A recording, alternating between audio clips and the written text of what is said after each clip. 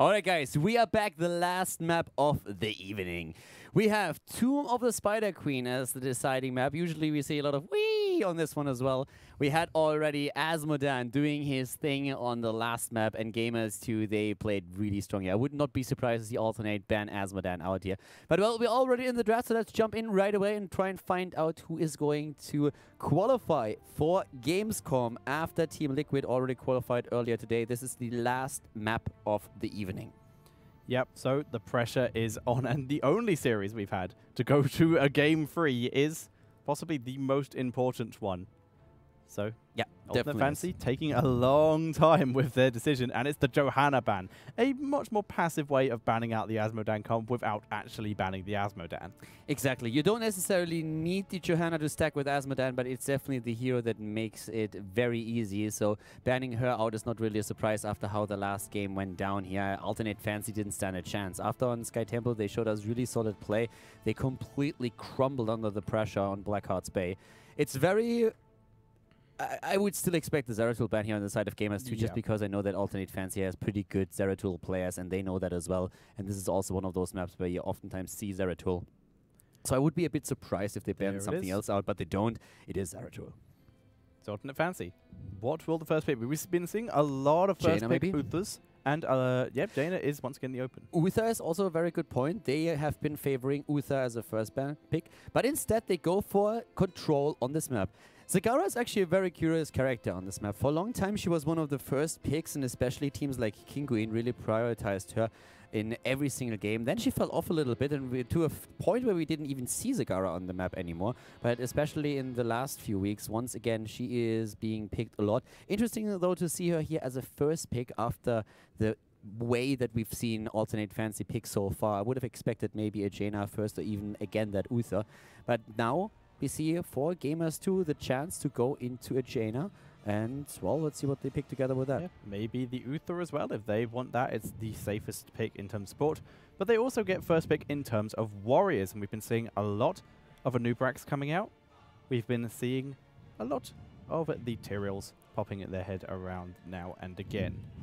Yeah, so for now we have, I mean, one of the characters that I've seen him like twice on this map, Abathar, but normally it's not really the best hero to have. Yeah, this map is very small. There's very few places to hide. Exactly. So I've seen it like once or twice, but those were rather oddity picks and not really your standard draft. So for now, with them already going into Johanna, there is the opportunity for them to go into a healer, or we are most likely, well, either a healer or a tank. This is probably the best bet at this point. Yeah, it would give them a healer would give them a lot of freedom. A tank would just take one away from Fancy, because there are obviously those tank very early picks that people seem to like to go for. And with Johanna banned out, it does limit. But Gamers2 prioritizing that Uther. Like we said, it's the safest choice for them. Yeah, it's a healer. It also picks the Uther away from Alternate Fancy. You have been prioritizing Uther a lot.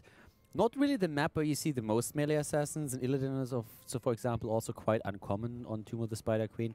If, then rather a Carrigan or a Butcher, which is usually the choice on this map here in particular. But as happens, we're having on the side of Gamers2 this time the Uther, so it's a little bit unlikely that Alternate Fancy is going to try and get one of those to the draft again. They could have, of course, also gone into a Thrall that they already showed earlier today, so apparently it's a hero that they have several strategies prepared for. Yeah, and Thrall, once again, this is a map that he can really excel on, due to the fact that he's very good in the close quarters combat. Smaller maps, melee assassins excel on this map, and all the turn-in areas and the boss area are all very tight enclosed spaces. Get a Sundering in there and you've ruined someone's day. It doesn't matter who it is, but you have ruined someone's day, and that is your team's chance to engage if you want to run that.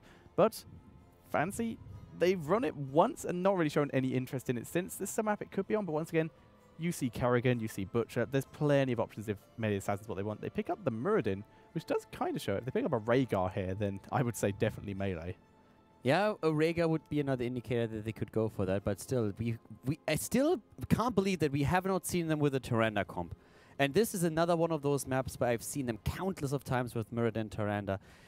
it feels though that like they abandoned the composition a little bit. It feels more and more like they're really leaning towards different team compositions these days. That the Meridian Tyrande thing is not really one. It was a trademark for the longest time. The aggression. You could see Tyrande actually banned out against them countless of times, or at least the Meridian, so that this combo doesn't happen anymore. But today we have not seen them a single time to make that attempt. So it's a bit surprising. But they seem to have found a different style here. For now, with the next pick, we could also see, of course, that healer that you already talked about, since we're having already an Uther for the opponent's team, and the next ban phase coming in would make a lot of sense to say, okay, we're going to pick a healer at this point to make sure that we are not running into a situation where our opponent is banning one out.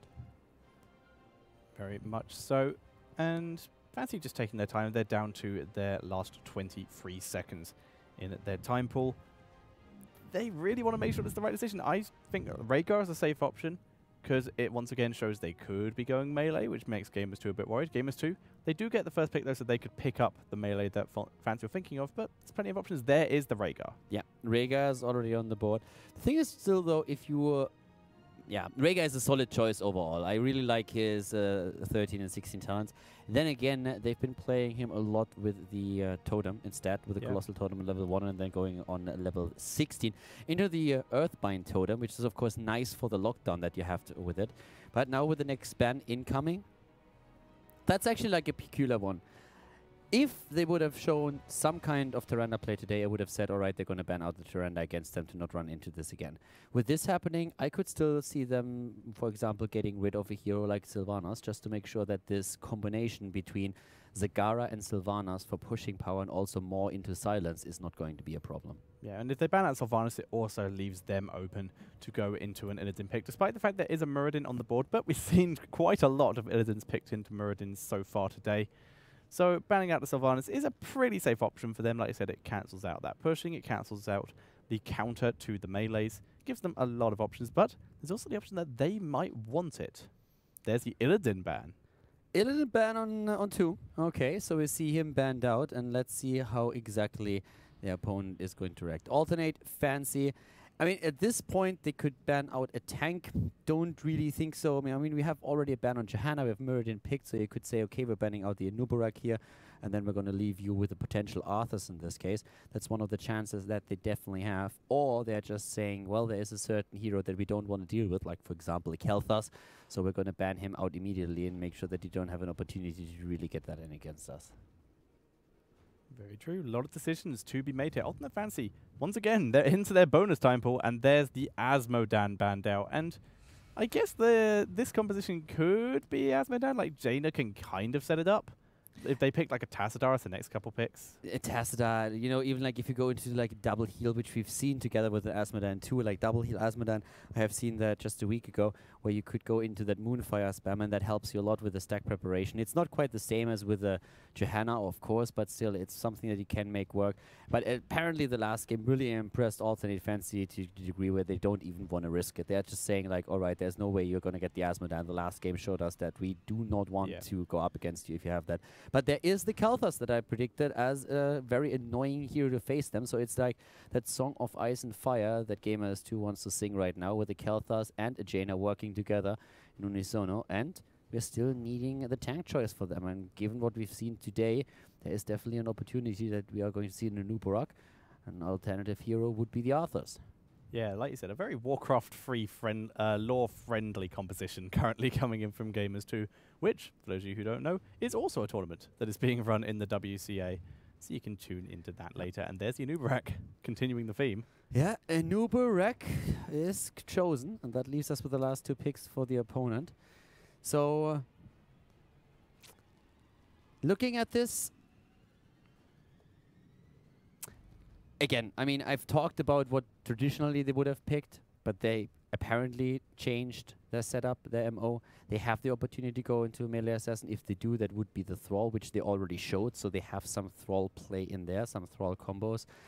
On this map in particular, it's still very strong to go Muradin into Tyrande, since you can't just like roam the map. But for that to happen, you need some follow-up damage, and they don't really have that right now.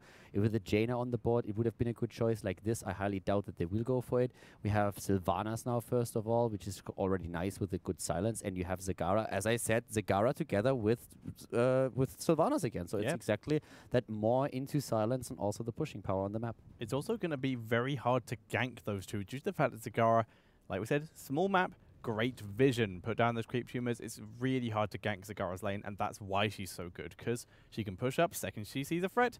She's seen it way earlier than she would have otherwise. She gets to easily back up and play safe. I'm still wondering if Gamers2 is considering taking a Tacita here, because Tacita would help with the anti-Zagara push. For now, we have Zebo taken, which is a great choice. A lot of specialists. That's a lot of pushing power from Fancy. It's a lot of damage, though, as well. Like, all of these heroes have like really solid damage. And yeah, for now, could we see... Like, we have damage already on the board, right? I mean, a Kelthas and a Jaina, that's pretty dangerous. About as damage as you get. So if they want to get even more damage, then a Vala would be a good choice. If they just say, like... Full ability power, all in. I don't think. I think a false start. I personally wouldn't like a false start here. If you really want to go damage, which they don't even have to with Vala, then they can go also into double sustain if they want. And there it is, Tyrael. I like it. I like this a lot more than adding the additional damage hero. They would have been too much on the squishy side. With this, they have very hard engage against, especially Zagara. And that really helps them a lot. So I feel like this composition that they have is super solid. Having a double tank at the front line, making sure that they can also initiate with two heroes, can put pressure on a hero like especially Zagara, but also, of course, Nazebo, who on level 13 is going to get his sprint. That makes it a bit more difficult to really chase him down, but that is definitely a great setup that they are running there. And then at the same time, they have in the back line a Kelthas and a Jaina that is absolutely wrecking things. So this is a very, very solid setup for them here. And yeah, curious to see how Alternate Fancy is going to deal with that, because they have a lot of damage, but they're a little bit more on the squishy side. Yeah, and this composition of Alternate Fancy really reminds me of a Team Liquid style comp. Just completely neglecting assassins in favor of the damage specialists. The ones who can really just deal it over time in a team fight. Yeah, I actually feel like for a lot of the specialists that we're seeing right now, the labeling and the classes is kind of negligible. They do still have that potential for pushing. They're much more pushy than an assassin. Yeah, it's like we have... That's true, but they still dish out the damage. Yes. It's not really that right-click damage and that auto-attack damage unless you go for a certain build on Zagara, for example. But you just have so much damage. I mean, which heroes do you oftentimes see ending up all the way at the back ranks? I mean, Nazebo, for example, can get even more damage into a game than a Kelthas. Yes. So, like, having them in there, they might be classified as specialists, but they are really damage dealers. They still have a lot of pushing power, as you already said, so they can run that and try to take down a fort early on. The game is about to start. So Tomb of the Spider Queen is the game. And keep in mind, once again, this is really the map that it comes down to. It is the last map in the best of 3 series. We are in the consolation match now. And this is the map where both of the teams, well, this is all or nothing. Either you qualify for Gamescom, you win the map, or you lose here, and then you are out of the tournament. We are going to be back tomorrow. Keep that in mind. We have Group B coming up tomorrow with Navi, with Fnatic. Tomorrow is going to be great, so make sure that you tune in for that too. But now we're jumping into the last map of the evening, Tomb of the Spider Queen. And starting in the left side, on the left side of the map, we have Krolu on Rega for Alternate Fancy, Devis on Sylvanas, Blumby on Muradin, we have Crosby on Nazebo, and Darkmok on Zagara. For Gamers2, the Polish team, starting to the right side here, it is Nika on Kelthas, Juve on Tyrael, we have Bashik on Jaina, and Nubarak played by Shishu, and we see Leo from Korea on Uther. And time to be boring. There is no interesting talents other than kind of the Colossal Totem coming in from the Rhaegar. Yeah. Everyone picking normal stuff. There's a couple regen masters, but that's very good on this map. It's very easy to pick up globes because the lanes are so close together. I mean, we have reach, which is kind of nice too, but yeah, besides that, you're completely right. The Colossal Totem, normally what we see these days is just like a focus on the reduction of the mana costs on it, and then you can head into not Feral Heart, but Shadow form on level 1. Look at that. Knock-up. Living Bomb is on him. The damage. Nice body block from Krolu. Flame Strike doesn't land, and he's out. Yeah, Crosby actually surviving here. But that's really the problem that you have as an Azeva player at the beginning of the game, that you can just like be focused down so easily by your opponent. And it is a very aggressive setup for Gamers2. We talked about it. 2 initiators and then the damage behind. And also, those 2 guys jumping in creates a lot of space for Jaina and Kelthas to be safe in the back. Yep, and they just clear these waves so quickly. It is the 4-man roaming squad. However, in the bot lane, it's a very familiar story. Only this time, instead of just Zagara pushing a lane, or just Sylvanas pushing a lane, it's both of them. Sylvanas, though, getting engaged upon, gets knocked up, gets the Haunting Wave out, though. They do not have enough CC. And Darkbog doing a lot of damage to Jada here, and she goes down first blood. Yeah, and just with that, they can now pressure down this tower. We have Devis moving in again. He was about to go back to the well and then realized, wait a second, we have 3 versus 1 over here. They can't really rotate down without losing experience, so let's just take the tower for now. And the second tower already lost all of its ammunition, so there's going to be so much damage here. We are seeing ATN Fancy trying to utilize that triple specialist setup that they have here for maximum value.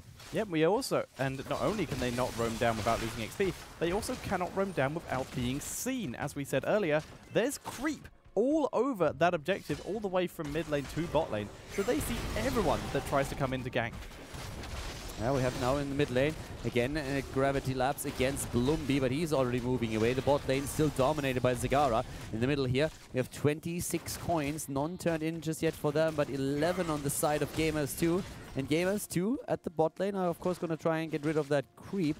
Darkmok still in position, level 4 talents already coming in a bit faster for the blue team in this case to go for... Well, even in Venom on level 4, and it is Feral Heart on level 4 for Rhaegar, of course, since he does not have that mana reduction on level 1. Yep, and Muradin, once again, we see from the side of Alternate going with the very familiar kind of hybrid build that he's been running pretty much all day. He just likes it. It's good. Right, it definitely is, and it works well for them. We're seeing now Bashek again here in position. They are rotating down since they realize that they are suffering way too much damage here at the wall already. Even before the first Web Weavers are called, there is still a slight experience lead that we're seeing for Alternate Fancy. So Gamers2 realizing that they have to be careful here. They have a solid setup, but it's still something where, especially against structures, Alternate Fancy just isn't in a better position.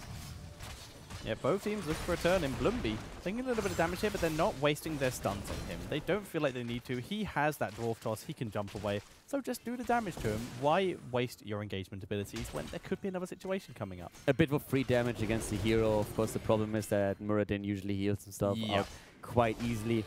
Yeah, we have still that slight lead here. But both of the teams are now trying to turn in again, and that's especially transparent up here at the top where Muradin was trying to stun out Uther, who turned in the next set of gems for his team. 38 gems against 12 right now. And the bot lane again with only Zagara holding off Shihu and Bashek. Yeah, they've given up on that hard push. There's a tower there, but Zagara can probably get that just with a full Baneling wave. Nice Dwarf Toss. And Blumby, once again, able to escape near death, as he's been doing all day today. Muradin is just really good at that. That escape skill is amazing. Down to the bot lane, still Blumby moving in again. Darkmok on 11 of his gems, but the red Web Weavers are the ones to descend first. This lineup that we're seeing for Gamers2, very solid at the front, and now they can just like try and use those on one particular lane. They are moving up to the top 4 of them are. And only at the bot lane do we have an Uberak to make sure that him abandoning the lane is not going to give Zagara a free pass to drop the entire structure there. Yeah, these teams currently staying quite even. Gamers2 just about to hit their level 7. We already have it for Alternate, but with those Web Weavers, it's going to be easy for Gamers2 to just completely catch up in XP. They have to move into the mid lane, though, because there was a pretty strong push from Krolo, Davis, and Blumby trying to annihilate that Web Weaver as soon as they can. At the bot lane, we see a similar picture with Darkmok doing whatever is possible for him to just take that down. Unstable Poison taken on 7, Gitbin as well. And by having on the side of their opponents a pretty normal build as well. Cleanse, of course, for both of the team's healers. Yeah, we see a bit of an engagement. Cleanse was used on Nika, keeping him alive there. But Yuva having to Elderwind's Might to the other side of a zombie wall, but able to get out. And you mentioned the Unstable Poison. Probably out of every single talent, one of the best talents on this map, due to the fact that There's a web weaver pushing your lane. Ooh, there's a minion wave with it. And every single time you kill one of those minions, it's 75 damage to that web weaver. So you can just wipe out the web weaver so quickly if you just clear a minion wave with Sylvanas. It's actually one of the reasons why I personally prefer Barbed Shot on this map, and a lot of teams have put in Barbed Shot over With the Wind. But we're seeing With the Wind taken on Sylvanas in this particular game now for the extra range. Keep also in mind that we are currently, actually, like down here at the bot lane rotation, trying to maybe get Jaina down. Not jumping in though. Jaina is able to escape. Juve is already there, so yeah, well done, and for now she gets away. But the important thing here also is that it's really easy to get those regeneration globes on this map. And this is why we're going to see very solid stacks for both of the regeneration masters, Tyrael and Anubarak. And I've seen Anubarak players with 130 heal per second in the late game on this map in particular. That is pretty mental. That is Bugged Lily levels of healing right there. That is awesome. I mean, you need a lot of stacks for this, but these changes to Regeneration Master in the last patch are pretty solid. And after 26 globes that you picked up, the new talent is better than the old one. And this just basically means the longer the game goes, the better Regeneration Master is, especially compared to the old version of the talent. It is a commitment to the late game, taking that. You're missing out on something early, like, say, Balok or something like that, or just the old Regeneration Master. You miss out on that a bit, but instead, like you said, you get that huge health regen in the late game. Mid lane is now being pushed. The blue web weavers are starting to do some work, and you can really tell that small experience lead is again on the board that we are seeing for Alternate Fancy. So they will hit level 10 with this, and that would allow them to maybe rotate down to the bottom, do even more with this. Here they go, and are they going to go for Gary? The Gigantian is already in play. The arrow! Oh, the kill! Oh my god, he has the piercing bolt, but it just looked like he was arcing that around them. Very well done, and they get a fort as reward for their troubles. Nice shot, and now Bloomby going in onto a Anubarak. Burrow charge is not available, but Sheikhul able to back away from that, thanks to the heals from his Uther. That snowballed fast, taking 2 forts down. They took level 10 and then moved in and just dropped everything here. Really well done. I love that they're taking also the walls down just to limit the vision of their opponent. Really well done. They have no one wwho can use them. Like, Rhaegar could use them if he takes Feral Lunge.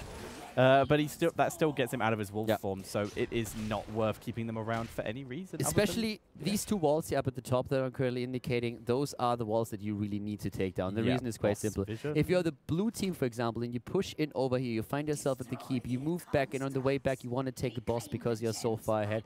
This wall is going to spot that attempt, and there was more than one game that was already lost just because your opponent knew immediately what it was doing, did not waste any time, moved in, and the throw pit has its name for a reason. So those are very important walls to take out if you don't really need them for some reasons. Very much so. For now, we are seeing Gamers2 just roaming around the map as a team. They've been in a couple bad fights now, and they don't want to get picked off again. Heroics are available for both teams. We're not going to see level 13s anytime soon. Level 12 is about to get hit by Ultimate, and they are going to try and avoid a fight as much as possible because they are ahead. Yeah, right now we are seeing here down to the bot lane. They're starting to move in again, or in the mid lane actually. The rotation up to the top to deal with the web weavers. Crosby is using the wall of zombies here to trap them, at least for now. And they still have an entire level lead, but of course with only 2 kills on the board, both of them Alternate Fancy.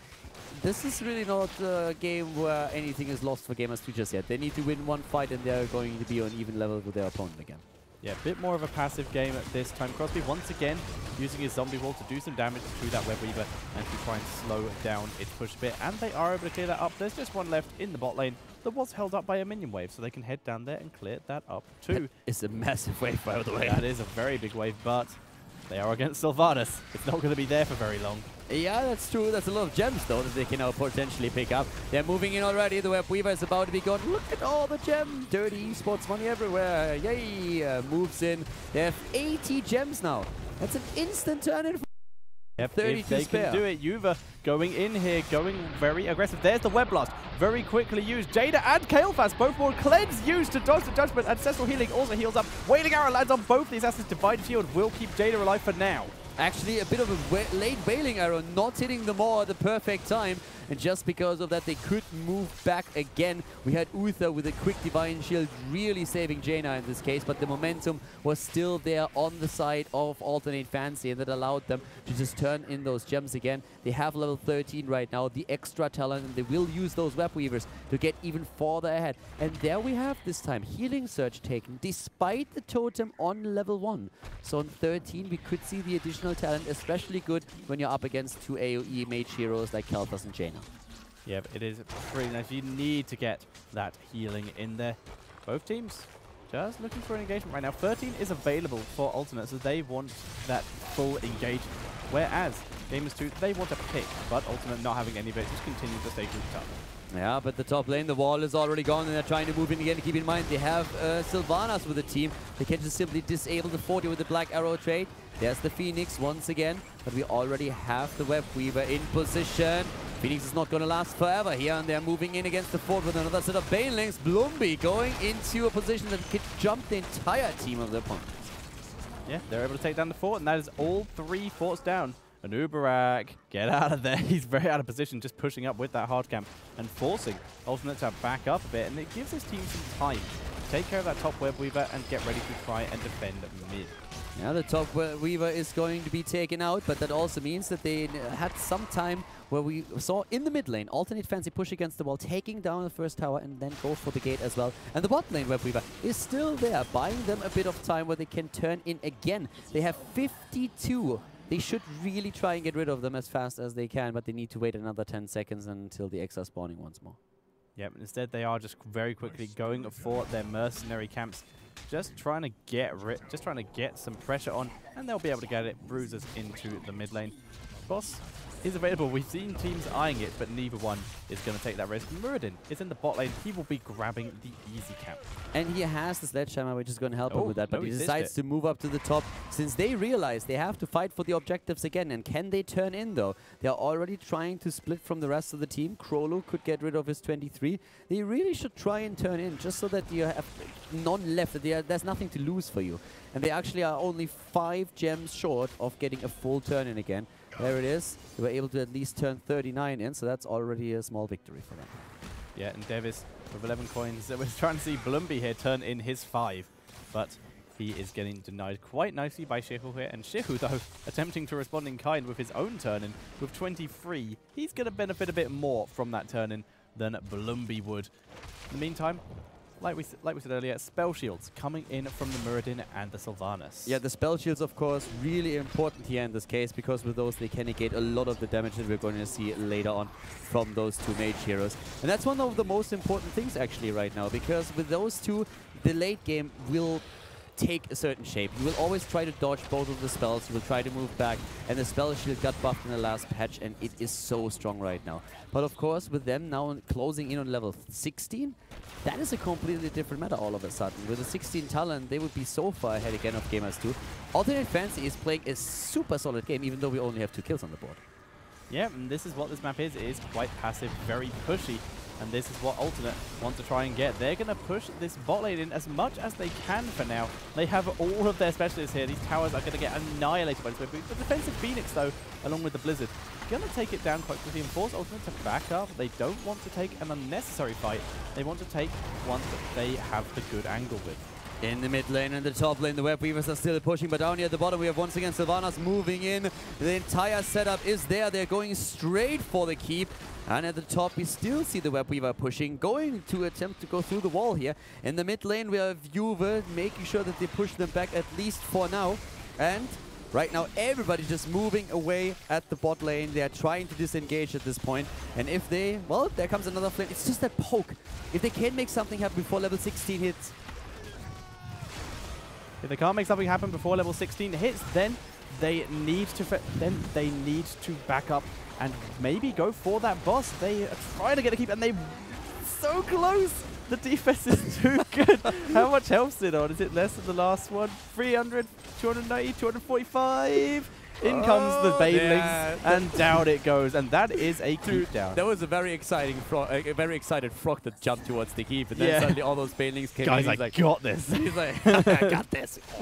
And then come the Banelings, and he was probably a little bit sad because he was not really needed. My moment in the spotlight ruined. But all those nasty Banelings. Yeah, we're now seeing Alternate just stealing everything they can at the moment. They have full control of the map. Gamers2, though, they're just trying to soak XP. They're in the top lane. They're in the mid lane. They want that level 16. Here comes Alternate, though. Tyrael, where's that stun? The cleanse used will prevent the first stun from landing. He gets stunned again, and the Muradin with the body box, with the stun. Zombie wall blocking Muradin there, and Yuva able to get out. Level 16 not hit, and that flame strike, if it had been 16, might have worked. Into the wall of zombies, but then he traps himself in it, and he already used his avatar. But here from the side, he's trying to go straight for the flank. Nice cleanse against the judgment, really well done. They're going for Zagara, but Zagara is getting them off, and he's moving back. We have 3 heroes still there. The Web Blast was already silence. Wow. Super cool move there. That is 2 balls in a row. They've been able to catch both the assassins, and now we're seeing Tyrael having to back up. Zombie will instantly cancel Shihu, being chased down by Darkfog. He takes a flame strike though, but neither team losing a member here, but Gamers2 being pushed back in full retreat, and now there's no way they can try and... Oh, hang on. Lumby's got slowed. He has to jump over the flame strike. That was like an action movie there. Yeah, I mean, that was really solid. But this flank that we saw from Anubarak was so good. And the judgment cleansed out in the last second. Such a nice move. Of course, we know that they are going to try and kill Zagara every single time that they can, since she is currently the weak link without a single escape. But Zagara able to get away thanks to Rhaegar with a great cleanse here. Really well played. There's so many gems, by the way, on the side of Gamers2 now. 91, and that is what Alternate Fancy is trying to deny to them. Yep, and we can also, I spoke about it just a little bit in the fight. Zagara, every time she's moored, it's been on both Kael'thas and Jaina. Yeah. Every single time. It's been amazing, and every time there's been a wailing arrow waiting for them as they come out of it. Zombie Wall will prevent Gamers2 from turning it again. Alternate having none of this. And while they're doing this, Zagara is just grabbing the easy camp. She'll now make her way back up so that if they want to fight, then they can. Heroics will soon all be available. Again, 12 seconds is the longest cooldown. Yeah, what we have already for Gamers2. The problem is that all of these lanes are pushing against them with that camp that has been taken earlier in the mid lane. So they have to move back again without turning in. We are seeing the turn-ins for the opponent's team, but of course there's not enough gems for Alternate Fancy just yet. But they're getting there. Yeah, they are in fact getting there. Krolu turning in his 14. Shehu has 41 gems. Wow. He wants rid of them.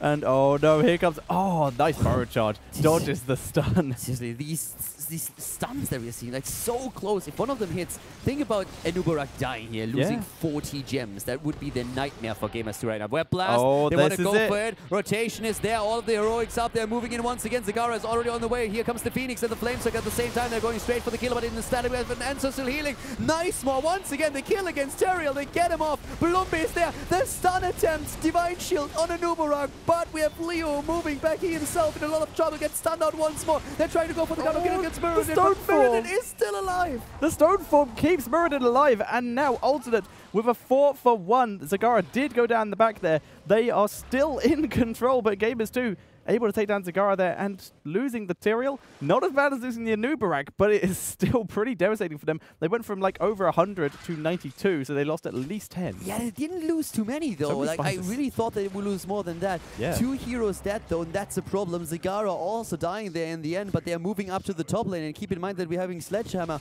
for Blumby, so him just moving in there, dropping 1 hammer is all that he needs to do. That's like 600-700 damage that he currently dishes out. 970. Already? Wow. That's what it says, and it's not even a stacked one. That is actually impressive. Yeah, I believe I might have read that wrong, but that's what I thought I saw. I may just be going senile after all of these games. Could definitely be the case, but both of them. look at this, by the way, the gems now. 101. Oh. Let us turn it. He did it! Shifu alone has enough gems to get a full turn it on his own. And you know, they are 1.5 level behind Alternate Fancy. They needed this. They needed this so much. And their ability to hold on to these gems needs to be commended. That was very impressive. Yep. So right now, we haven't seen either team attempt the boss. And the reason for that is because Gamers2 aren't in the lead, so they can't throw. So there's no reason for them to go to the throw pit. Alternate Gonna land a stun on the Nubrak, but doesn't have any gems.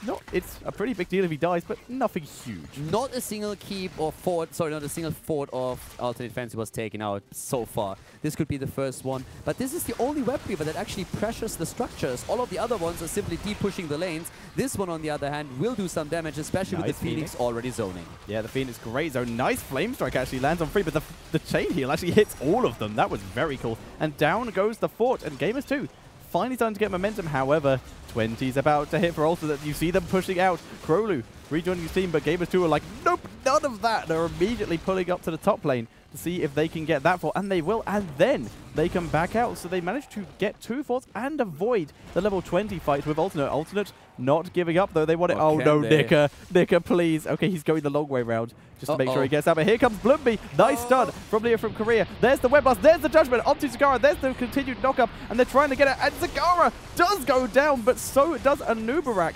And it is still currently a 1-for-1. Nice ice block from Jada, keeping her alive for a little bit. Yeah, but only for a little bit longer. And here comes the Divine Shield. Great move by them. Alternate is trying to get another kill. They take down Jaina. They are successful. The Ancestral Healing hitting Nazebo, bringing him back to full health. And here comes Devis jumping in with another Haunting Wave, trying to get maybe Nika now as well. Does Bloomby have the cooldowns? Doesn't look like it, but he could jump in with another Dwarf Toss. No stun. He hits the stun on the keep, and that's the second keep that is going down. The level 20 talent bringing in the advantage.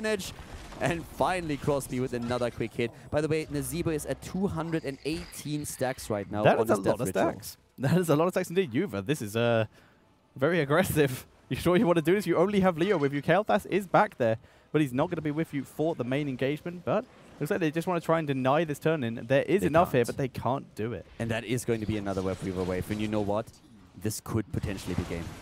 2 Web Weavers pushing in lanes that are already without a keep, and then the mid lane probably falling. You can gain a lot of momentum with this. This is a lot of pressure. You should not underestimate this. 22 minutes into the game, Zagara coming back.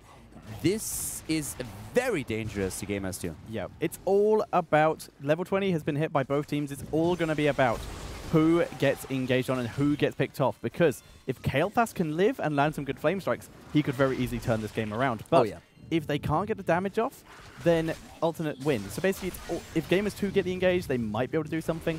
But otherwise, Alternate are just going to push this and just let themselves win passively. There is the judgment onto the Muradin. That is very aggressive. Web Blast used on the backline. Sylvanas going to be freeing her. We're seeing Nazibo run away here. He gets Ancestral Healing. Wailing Arrow catches everyone. Down goes the Jada. Nick is still in the background, though, doing a lot of damage. Shihu getting burst down. Has to be it. Kael'thas still alive. Can he turn around? Shihu moves in. Too deep. Goes down. And the Web Weavers, the waves are already pushing against the core. Here comes the Yuba's in the backline. He takes down Zagara. He will go down as well, though. Kael'thas is still alive. Floats down a frame strike. Lands it on Crosby. But there's still Web Weavers. One in the top lane. One in the mid lane. Core's taking a lot of damage. They have to defend. In comes Bloodby. They're going to try and just burst it down here. In comes Nika. Trying to do as much damage as he can. Web Weavers ult in mid one. Has no health left. Down goes someone. I'm not sure that was Sylvanas, but it's not enough. GG. GG and game as Gamers2 loses to Alternate Fancy. Alternate Fancy with a victory on map number 3. Just like that, they take the 2-1 in the best of 3 series against Gamers2. And this means that we're having Team Liquid and Alternate Fancy advance to Gamescom to play the final over there out of Group A here at the WCA EU Pro Qualifier. Very impressive performance here by Alternate Fancy. A long and drawn-out game on the last map. Very cautious by both of the teams, but at the end of the day, it is Alternate Fancy, and Gamers2 drops out of the tournament. Yep, 9 kills to 4 at the end of that. Saying it was a bit of a passive game might be a bit of an understatement, but we had some incredible play at the end there. And Kael'thas, he tried so hard. Just flame strike after flame strike, but Rhaegar really on top of this. 61,000 healing. He healed more than Muradin tanked. Yeah, he actually hit nearly every single ancestral healing that he had there. I think he missed 1 or 2 just barely because the target was sniped too fast. The only one I saw him miss was on himself. And that was it. But very impressive play there for sure. And of course, the one thing that you need to keep in mind is that we have even more plays tomorrow. So tomorrow we are going to be back with more games, and especially, of course, Na'Vi, Fnatic. We have Kinguin and Rocket, so 2 German teams. And all of these teams actually on an absolute amazing level in Europe right now. Tomorrow probably even the tougher group compared to what we've seen today, even though, of course, that last game really showed that especially Alternate Fancy and Gamers2 were on eye level here. But yeah, after the great games today, we are going to be back tomorrow with more Heroes of the Storm action. So today, definitely fun. I guess that Team Liquid, the favorite in the group, was probably expected to advance here. But Alternate Fancy taking down Gamers2, maybe a bit of a surprise and an upset, considering that Gamers2 came in several times second place right now at major tournaments like DreamHack. Yeah, it's very interesting. Alternate Fancy, one of the, like you said, first times they've really come through a tournament like this. They've always been successful, and they've always taken matches off of those top teams, but they looked very good against Gamers2. The only time Gamers2 won was on the Black Hearts Bay with that incredible Asmodan comp, the most dominant Asmodan game I've ever seen. That was crazy. Not enough. That was really, really good what they played there. But guys, that's it. So congratulations once again to Team Liquid and Alternate Fancy advancing to play the finals, the European finals at Gamescom. We'll be back tomorrow again with Group B with more action Heroes of the Storm here. So thank you very much for tuning in today here at the WCA European Pro Qualifier. And we're going to see you tomorrow once again. So have a great evening and see you tomorrow with more matches.